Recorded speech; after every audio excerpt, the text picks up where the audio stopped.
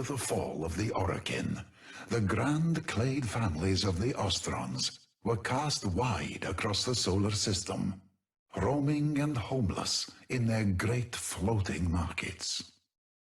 In this time, two young people were in love. The woman, Erfriha, and the man, Mirza. Erfriha was from the Yingbin clade, meaning great bond, a very old and wealthy compact of bonded families. Mirza, however, had no clade, his family having been shattered by the Grineer many years before. He was Cetus, meaning landless, cladeless, a body turned to dust, turned to motes on a careless wind. Efria belonged to families within families. Mirza was alone. But to Efrihar, Mirza was a poet who had eyes to see the beauty of things and ears to hear the softly whispered language of the universe. I know a place, he said, where I may be homeless no more.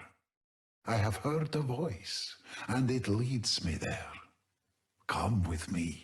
But Elfriha's father was a man made foolish by his wealth, and vociferously disapproved of their love.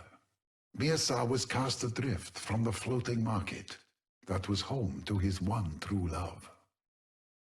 Elfriha and Mirza ran away together, as lovers do, and were never heard from again. Rent by grief, her family thought her dead.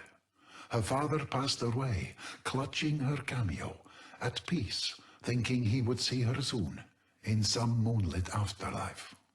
Decades later, ships entering ancient Earth's orbit were hailed from the planet's poisoned surface by an old woman's voice, gentle and knowing. Traders would call for her, greet her, offer the latest news on their families and lives, but never did they learn anything of this woman, save that she had a husband and they were, somehow, happy living on the toxic skin of that hostile world. The old woman would always ask those travelers of news of the Yingbin clade. Yingbin junkers came searching for a sign of their missing daughter. The frail voice of their long-lost child reached out to them, and there was much joy. You will find us, her message said, by the light of our love. Efriha bade them make their home around a magnificent Orokin ruin, promising them that it would be a source of prosperity for generations to come. The Yingbin arrived in their vast floating market. There, by a ragged coastline, winked a point of light. Follow the brightness of the love between Mirza and I, said the message, and be safe from all harm. The wrathful Grineer took umbrage at this, and sought to block their passage, but upon approaching that ancient Orokin tower, found their transmissions silenced, their engines turned cold, and their weapons reduced to lumps of dead iron.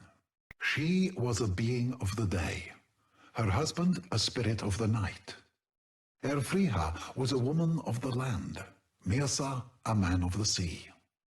Mirza understood the crushing weight of time in which air existed. In return, air gifted pieces of its ancient self to Mirza, old things shaped to near shapelessness by 1,000 years beneath the waves. Mirza was a man dedicated to finding the sacred in the forgotten, the neglected, and took wisdom from them. After many decades, Mirza had a small collection of such gifts, such that they could be held in two cupped hands. But in them he understood the lifespan of a world, and so he had struck an accord with the creatures of the sea. For her part, in her times alone, Elfriha came to know the birds and animals of the plains, and likewise struck an accord with them. Even the tortured Eidolons, creatures of this world and the next, left them in peace, and made the lands around the tower safe for the Ostrons. At the center of this place was the tower, and within the tower was the Unum, the voice, the force that had called Mirza and Elfriha there so many years ago for this exact purpose. But the Unum is a being for another time, and another story. The Ostrons named their village Carifomil, family and prosperity. Erfriha was overjoyed to see her clade again, but Mirza would not enter Carifomil, for he had no family save Erfriha. Erfriha was drawn to her clade, and Mirza felt no resentment. She would one day return to them. Mirza had known it would be so. Mirza took the things the sea had gifted him over his long life, and took to his boat, and sailed out across his midnight ocean. He returned those gifts to the deep, and himself to them too. But this was no death into which Mirza stepped, for a world is made of cycles upon cycles. Mirza stepped into his midnight ocean, falling down into it. And the deeper he sank, the larger he became. This is how the oceans of came to be the home of the 1,000-year fish, legendary, vast, reclusive, the rare sight of which changes men. One of the great ancient spirits of The spirits of the land felt Elfriha's sadness, mad with grief for the loss of their friend to the spirits of the sea. The accord broke down, the animals and eidolons returning once more to wildness. And so the people of the clade, Yingbin Dunyai, rebuilt the great Oricon wall that had, in centuries gone by, ringed their gleaming tower, and never again ventured out at night.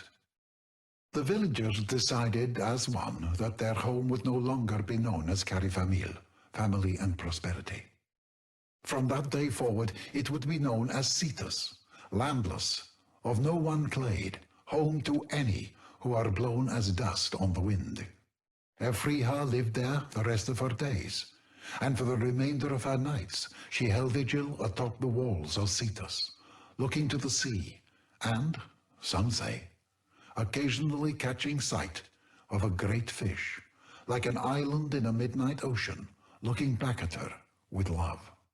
'Tis said that Mirza continued to watch over the deep, as he had always done, and Elfriha the land. Often she would stand by her husband's sea, speaking in the language only those bound at the soul can know. When the day came, and Erfriha passed from the world, her family buried her on the land. A great fish watched from the sea, and kept vigil over her for 10 days and nights. When it sank beneath the waves, it was never seen again. Some say Mirza, the 1,000-year fish, waits to this day for their story to be retold, relived, that he and Erfriha, his great love, may one day be reunited again. This is Onkko, Cetus Archivist, with my translation of the tale of the wife of the earth and the husband of the sea. Ordis has received messages for the operator. No, I have not read them.